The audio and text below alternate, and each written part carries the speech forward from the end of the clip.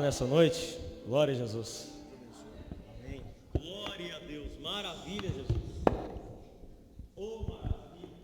Mais uma vez, saúde os irmãos com a paz do Senhor.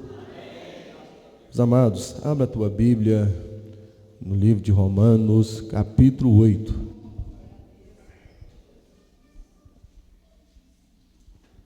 Romanos, capítulo 8, o versículo do 31 até o versículo 39. Começando o versículo 31. Glória a Deus. Para quem não achou, está no telão, viu? O que diremos então a estas coisas? Se Deus é por nós, quem pode ser contra nós? Aquele que não poupou o seu próprio filho, mas o entregou por todos nós, como não nos dará gratuitamente também com ele todas as coisas? Quem acusará alguma coisa ao escolhido de Deus? É Deus quem os justifica. Quem o que condenará? É Cristo que morreu, sim, que foi ressuscitado, o qual está à direita de Deus e também intercede por nós. Quem nos separará do amor de Cristo? Será a tribulação, ou a angústia, ou a perseguição, ou a fome, ou a nudez, ou o perigo, ou a espada? Como está escrito: por causa de ti somos mortos todo dia, somos considerados como ovelhas para o matadouro. Mas em todas estas coisas somos mais do que vitoriosos, somos mais do que vencedores. Somos mais que vitoriosos, aleluia, através daquele que nos,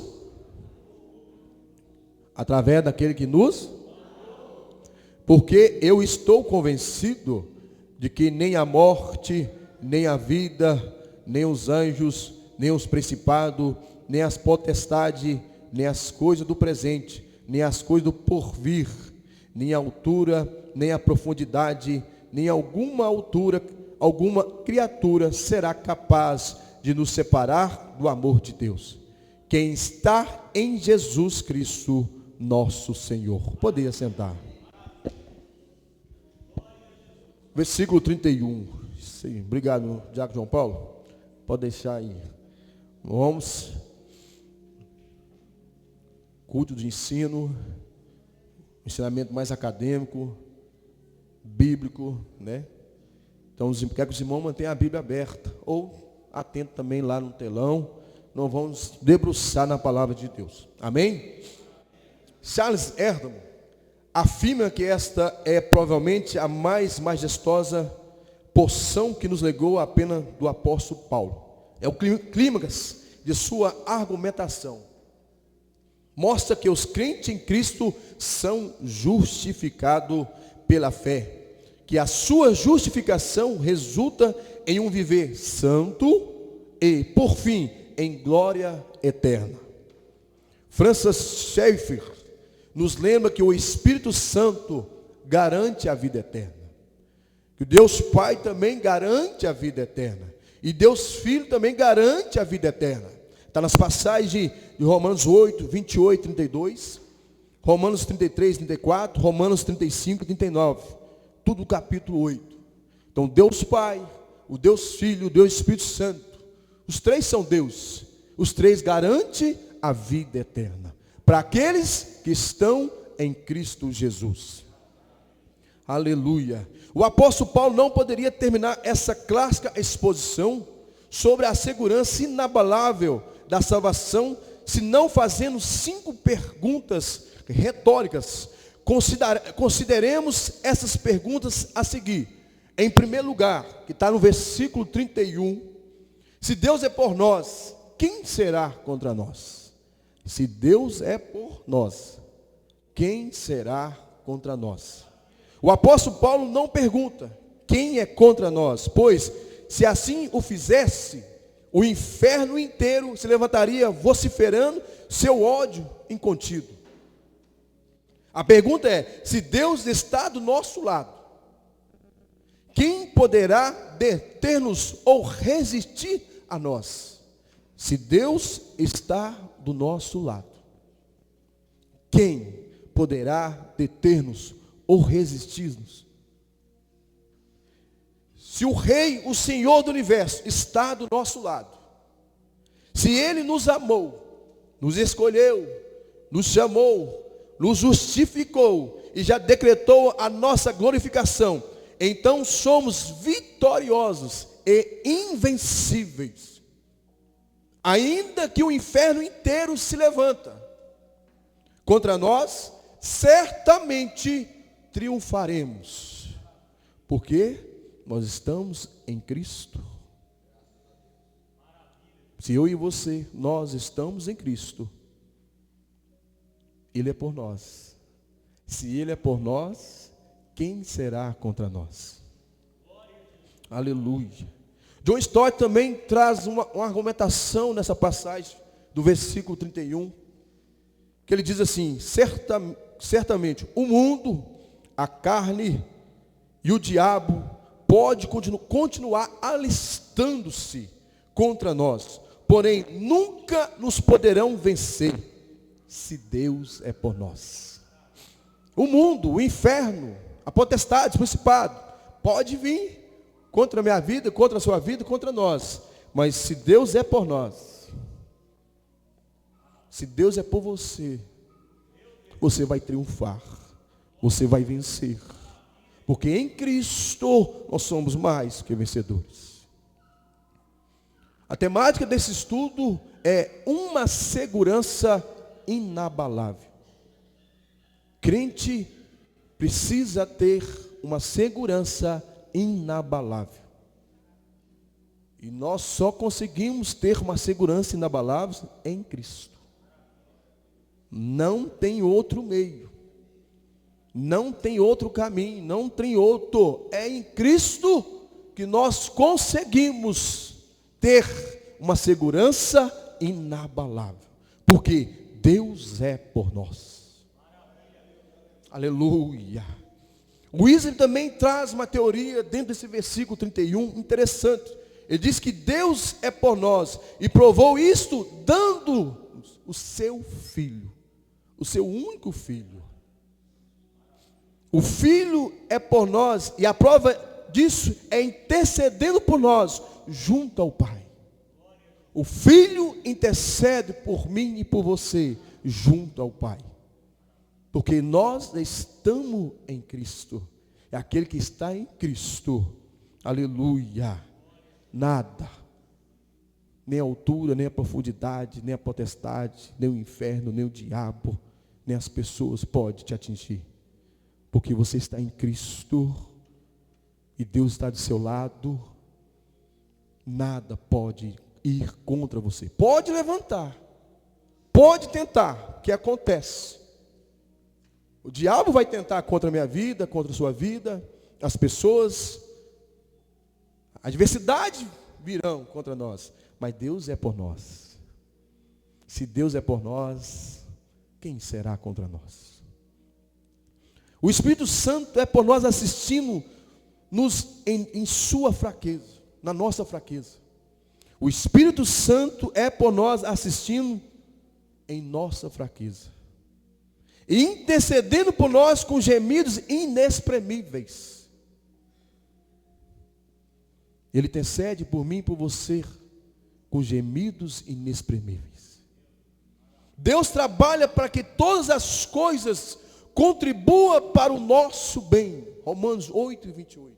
Deus trabalha para que todas as coisas contribuam para o nosso bem.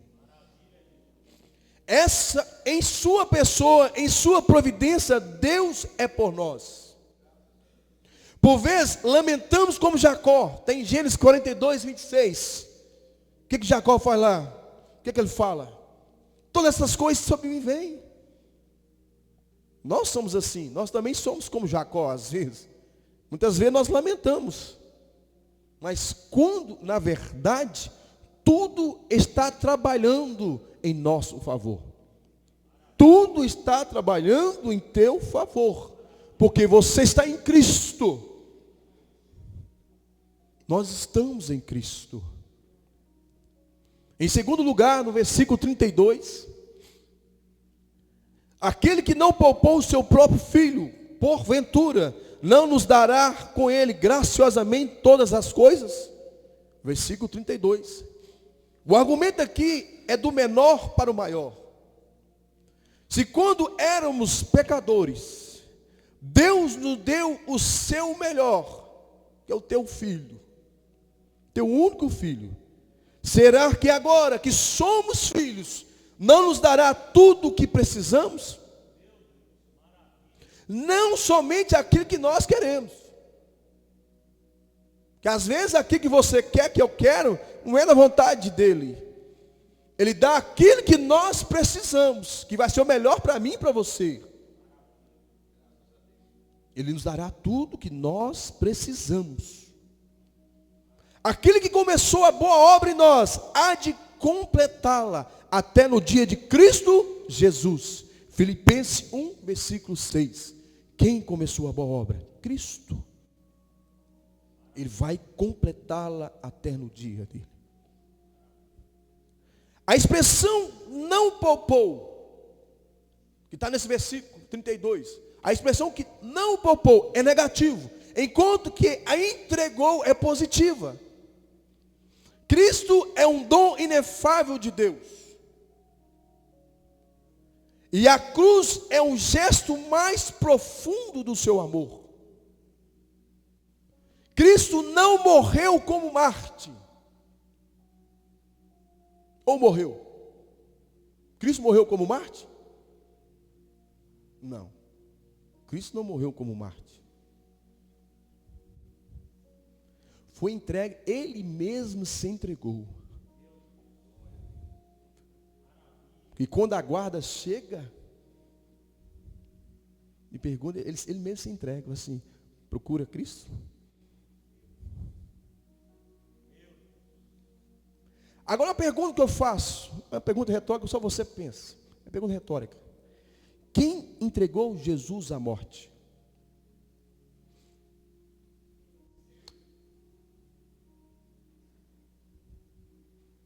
Quem acha que é Deus? Levanta a mão. Quem entregou Jesus à morte? Não foi Judas por dinheiro. Isso é certo. Não foi Pilatos por medo. Não foram os judeus por inveja. Igual os irmãos falou. Mas o próprio Pai entregou seu filho para a morte. Porque a taça da ira já estava para ser derramada sobre a humanidade. Alguém tinha que pagar pela sentença? E essa taça que era para ser derramada sobre nós, ele teve que derramar sobre o teu filho na cruz. Ele teve que matar seu próprio filho por amor de mim e de você. Porque aquilo que estava sentenciado para mim e para você, o filho teve que pagar na cruz.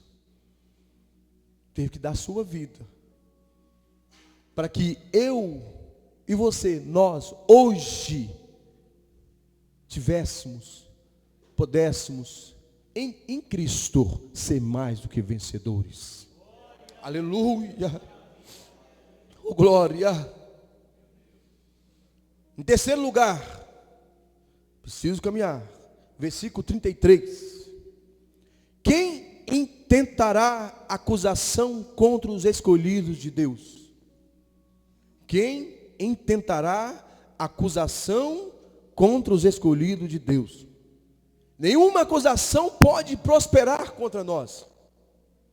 Uma vez que Deus já nos justificou com a base no sacrifício vicário de Cristo. Estamos quites com a lei e a justiça de Deus. Não há base legal para nenhuma cobrança contra nós no tribunal de Deus. A ideia é que nenhuma acusação pode ser levantada contra nós, porque Jesus Cristo, nosso advogado, nos defende. E porque Deus, o juiz, já nos declarou no Filho dele, nós somos justificados. Esse é um fato real e irrevogável. Um exemplo, para mim, quarto lugar. Um exemplo que eu quero dar para os irmãos.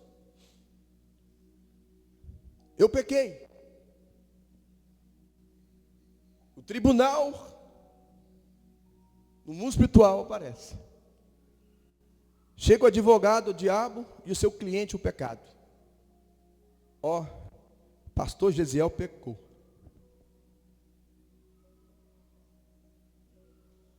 O meu cliente trabalhou. E a tua palavra diz: o salário do pecado é a... Então ele tem que morrer.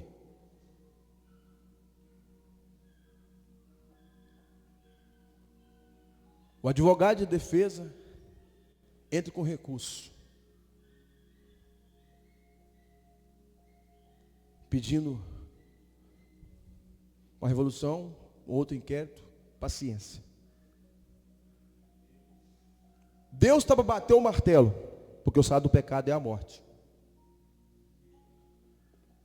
O advogado de defesa, ele torna a levantar com a réplica, assim: ele tem que morrer, porque o salário do pecado é a morte. O nosso advogado está sentado assistindo. Ele se levanta. Porque quando ele vê, mesmo que nós erramos, viemos para esse culto, para esse ambiente, dobramos nosso joelho e dizemos: Senhor, perdoa meus pecados, tem misericórdia de mim. O nosso advogado de defesa se levanta e diz: tréplica. O preço que era dele foi pago. Ele mostra as marcas para o juízo. Eu e você somos absolvidos da sentença que era para a morte, mas em Cristo nós temos vida. Em Cristo nós somos justificados. Em Cristo nós somos perdoados. Em Cristo, porque Ele nos defende perante o Pai. Ele nos justifica perante o Pai, porque nós estamos em Cristo. Em quarto lugar, versículo 34. Quem condenará os escolhidos de Deus? O nosso coração, os nossos críticos e todos os demônios do inferno procuram condenar-nos. Porém, essa condenação é sem efeito. E isso porque 4 razões são destacadas aqui. A primeira razão é a morte vicária de Cristo na cruz do Calvário. Cristo morreu por nós, em nosso lugar, em nosso favor. A morte vicária de Cristo. Cristo morreu por nós, em nosso lugar, em nosso favor. Ele sofreu o castigo que deveria cair sobre nós. Bebeu sozinho o cálice amargo da ira de Deus que nós deveríamos beber. Quando no Getsemane, antes de ele ser crucificado, ele diz: Pai, se for possível, passa de mim esse cálice. Porque aquilo que era santo sentiu imundo, aquilo que era limpo se sentiu sujo, porque naquele momento ele sentiu toda a sujeira da humanidade sobre ele. Ele sentiu todo o pecado sobre ele. Por isso que ele diz: Pai, se for possível, passe de mim esse cálice. Porque o cálice era nosso, não era dele. Sofreu um duro golpe da lei que nós deveríamos ter suportado. Morreu a nossa morte. A morte vicária de Cristo. Morreu a nossa morte. Segundo, a ressurreição de Cristo. A morte não pode retê-lo na sepultura.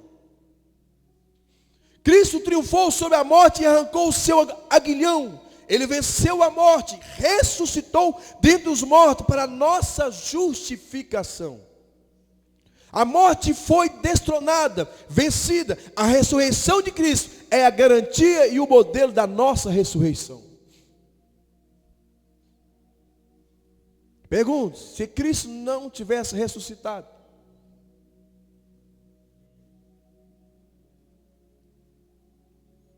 não foi pago na cruz? Mas tinha outro processo. Daí que deu a vida, ele tinha que ressuscitar. Por causa da sua ressurreição, será uma garantia nossa, dos salvos.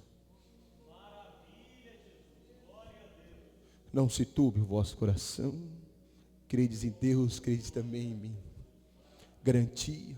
Porque no dia do arrebatamento, aqueles que partiram, que combateram um bom combate, terminaram a sua carreira guardando a fé, ressuscitarão. E os que estiver vivos serão arrebatados. Ele deu essa garantia com a sua ressurreição. Eu voltarei.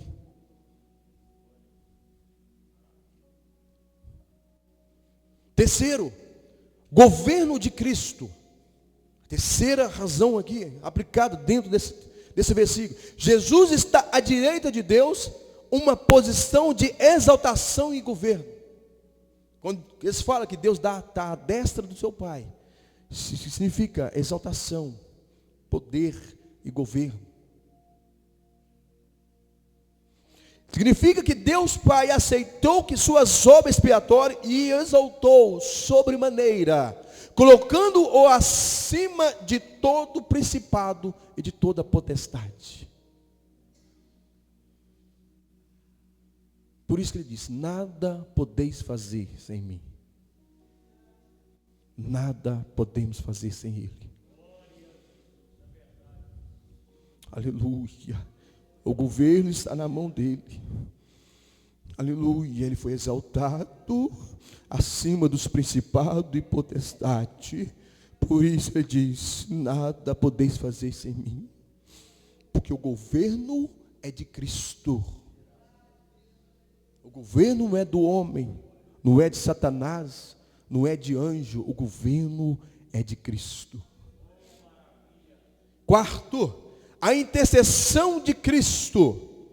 A intercessão de Cristo. A intercessão de Cristo tem a absoluta eficácia. Ele é o nosso intercessor legal. Representa-nos diante do trono de Deus de tal maneira que não precisamos representar a nós mesmos. Olha isso.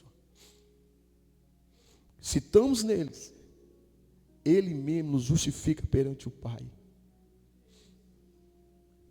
Ele justifica por você. Ele justifica por mim.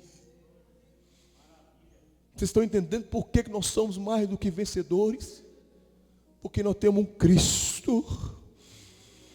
Nós temos um Deus poderoso, que é por nós, que zela por nós, que cuida, que nos justifica perante o Pai. Porque as acusações vêm, os apontamentos chegam, o apedrejamento acontece, mas quem nos justifica é Cristo. Por isso que a nossa segurança nele é inabalável. Aleluia. Glória a Deus. Em quinto lugar, está no versículo 35 ao 39. Paulo responde a essa grande pergunta com outra.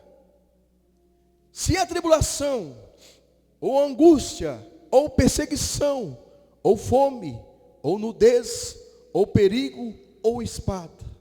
O argumento do apóstolo é que nenhum problema, situação ou adversidade, acontecimento, ser humano ou mesmo angelical, poderá superar-nos do amor de Cristo. Deixa eu te dizer, nada nessa terra, debaixo dessa terra, nas mansões celestiais, nada pode nos separar do amor de Cristo.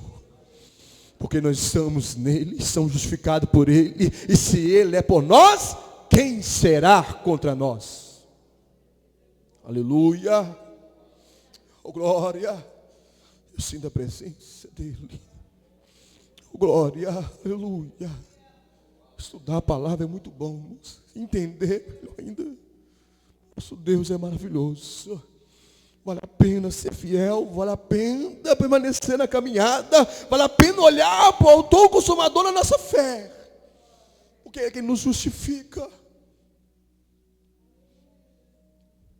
Continuando, ao contrário, em todas essas coisas somos mais que vencedores. Essa frase, mais do que vencedores, é na língua grega uma só palavra, hipernicomen, cujo significado é hipervencedores. No grego eles usam essa expressão, hipervencedores. No português está, somos mais do que vencedores. Paulo chega ao ponto culminante de sua argumentação. Romanos 8, 38 e 39, na versão Almeida Revista, ele diz assim: porque eu estou bem certo de que nem a morte, nem a vida, nem os anjos, nem os principados, nem as coisas do presente, nem do porvir, nem os poderes, nem a altura, nem a profundidade, nem qualquer outra criatura poderá separar nós do amor de Deus, que está em Cristo Jesus nosso Senhor. Por isso nós somos mais do que vencedores. O diabo tenta nos iludir. O diabo tenta nos acusar com coisa do passado. O diabo tenta sempre com a sua astúcia diminuir você. Mas deixa eu te dizer, creia nessa palavra. Nada nesse planeta, fora desse planeta, nessa galáxia, no céu, nada pode separar você do amor de Cristo. Porque você é mais do que vencedor. Você está em Cristo. Cristo é quem te justifica. Ele é o teu advogado. E os teus pecados foram perdoados. Porque vira e mexe o acusador da nossa alma, o nosso adversário, o diabo, sempre quer esfregar o passado na nossa cara. Ó, você está aí na igreja hoje, mas no passado lá, você fez isso, fez aquilo. Ele é astuto. Mas quando ele vier com esse argumento, replica ele com essa técnica. Romanos 8, 38 e 39. Diz para o diabo: diabo, nada pode me separar do amor de Deus. Porque eu estou em Cristo. Em Cristo eu sou mais do que vencedor. É Ele que me justifica, Satanás, não é você. Aleluia. E os meus pecados foram perdoados. Aleluia. A convicção firme ainda da palavra de Paulo é que nem a crise da morte, olha isso, nem a crise da morte, nem as desgraças da vida, nem os poderes sobre-humanos, sejam eles bons ou maus, anjos, principados, potestades, nem criatura alguma, por mais que tentam fazê-lo, poderá separar-nos do amor de Deus. Nada, nem a morte, nem a desgraça da vida, nem a adversidade, nem as lutas, pode nos separar do amor de Deus. Porque nós estamos em Cristo. Cristo vive em nós. Aleluia. Aleluia. E Ele é por nós. Se Ele é por nós, quem será? Quem será contra nós? Aleluia. Franz Lierhans, um teólogo exegeta bíblico suíço, escreveu intensivamente sobre as epístolas paulinas, incluindo o livro de Romanos. Em sua obra Lierhans faz uma análise detalhada de Romanos 8, dos versículos 35 ao 39, destacando alguns pontos fundamentais. Primeiro, inseparabilidade do amor de Cristo. Lierhans sublinha que Paulo, ao listar os diversos elementos, tribulação, angústia, perseguição, fome, nudez, perigo e espada, quer destacar a absoluta inseparabilidade do amor de Cristo por aqueles que são seus. Para Leonhard, Paulo está afirmando que nenhuma circunstância ou poder, por mais ameaçador que seja, pode separar os crentes do amor de Cristo. Segundo, a vitória dos crentes. Leonhard enfatiza que Paulo não está minimizando as dificuldades enfrentadas pelos cristãos, mas sim reafirmando que em meio a todas as adversidades os crentes enfrentam, mas mesmo assim são mais do que vencedores, por meio daquele que os amou.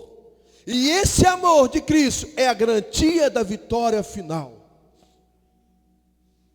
Crente pode passar por luta, por vale, deserto, adversidade, mas a tua vitória está garantida em Cristo. Aleluia.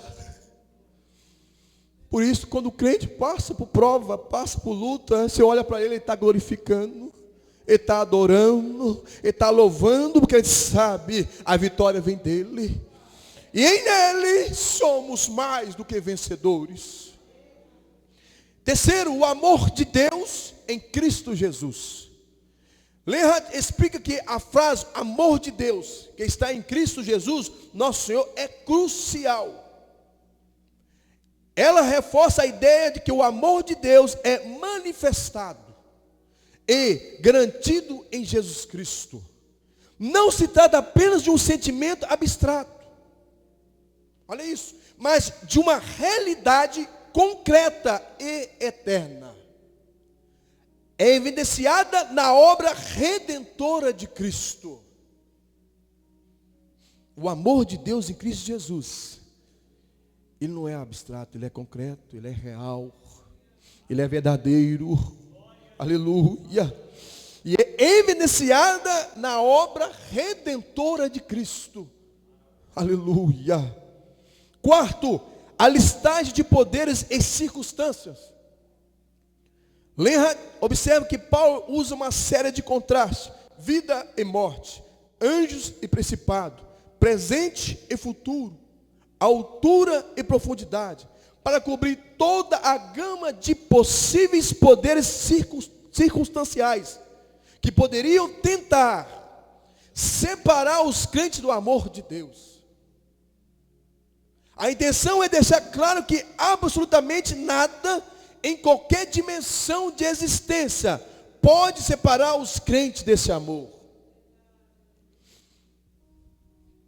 Em Cristo você está garantido. Em Cristo você pode descansar. Em Cristo você é vencedor. Porque nada pode te atingir. Nada pode te derrotar. Porque Deus é por nós. Quem será? Quem? Aleluia. Quinto, a segurança dos crentes. Para Leonhard, a passagem oferece uma profunda segurança e conforto aos crentes. Paulo está assegurando aos cristãos que, independentemente da circunstância diversa que possam enfrentar, eles permanecem firmemente seguros no amor de Deus por meio de Jesus Cristo. Leonhard vê essa passagem como clímax do capítulo 8 de Romanos, onde Paulo celebra a segurança e a esperança dos crentes baseada na fidelidade e no amor imutável de Deus em Cristo. Paulo celebra a segurança. E como nós tivemos aqui, nós temos a segurança em Cristo. E na esperança, qual é a nossa esperança? Qual é a esperança do salvo? Qual é a esperança do crente? Qual é a nossa esperança? Um dia se encontrar com Ele, embora deste mundo e morar nas mansões celestiais. Aleluia, glória a Deus. Segurança inabalável. Crente, se você está em Cristo, tenha certeza que você tem uma segurança inabalável. E Deus é por você, nada pode ir contra você. E você é mais do que vencedor. Juan, o teólogo, de forma exultante, ele comenta que o capítulo 8 de Romanos, aqui eu encerro, começa com nenhuma condenação. Por que o capítulo 8 começa com nenhuma condenação? Por quê? Porque estamos em Cristo. Aleluia! Porque estamos em Cristo. E termina com nenhuma separação. O capítulo 8 termina assim, com nenhuma separação. Porque estamos em Cristo. Aleluia! Entre o começo e o fim, há um profundo vale de lutas e conflitos. A vida de crente é fácil? Não. Nós vamos na contramão desse mundo. É renúncia, é pagar preço. Porque nós estamos nele, ele vive em nós. Não vivo mais eu, é Cristo que vive em mim. E estando nele, somos mais do que vencedores. Aleluia. Contudo, o viajante do caminho da salvação tem a segurança da vitória. Quem é o viajante do caminho da salvação? Aqueles que estão em Cristo. Aqueles que andam com Cristo. Aqueles que servem a Cristo fielmente. Aqueles que entregou sua vida para Jesus. Ele está no caminho da salvação. E tem a segurança da vitória. Que é o céu. As mansões celestiais, que é eterna. Aleluia. Deus seja louvado por essa palavra. Que os irmãos possam ter entendido. Guarda essa palavra no seu coração. Você é mais do que vencedor nele. E Deus é por você. Nada nesse mundo, ou fora dele, pode ir contra você. Porque se Deus é por nós, quem será contra nós? E em Cristo somos mais do que vencedores. Não tem potestade, não tem principado, não tem diabo, não tem inferno, não tem acusador que pode nos deter. Porque Deus é por nós. E em Cristo somos mais do que vencedores. Aleluia. Oh glória. Louvado seja o nome do Senhor. Deus seja louvado por essa palavra. Muito obrigado, meu Deus, pela tua palavra, pela porção da tua palavra. Glória seja dado a Ele. Aleluia, aleluia. O nosso Cristo, o nosso Redentor, o nosso advogado, o nosso intercessor, em quem nos justifica.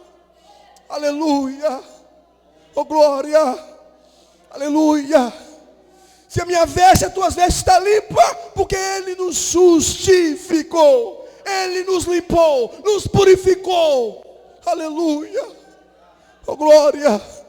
Amado Deus, soberano Pai, Pai querido, em nome do teu Filho amado Jesus Cristo, nós agradecemos por essa palavra, pela porção da tua palavra.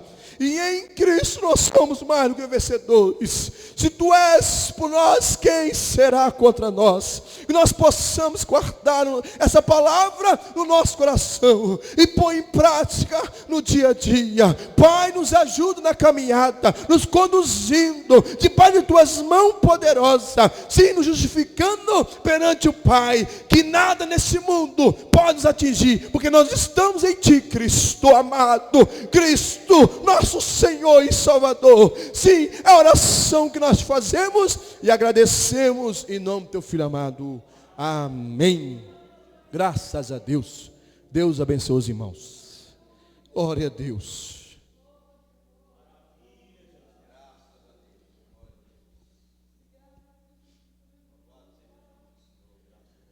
Glória a Deus.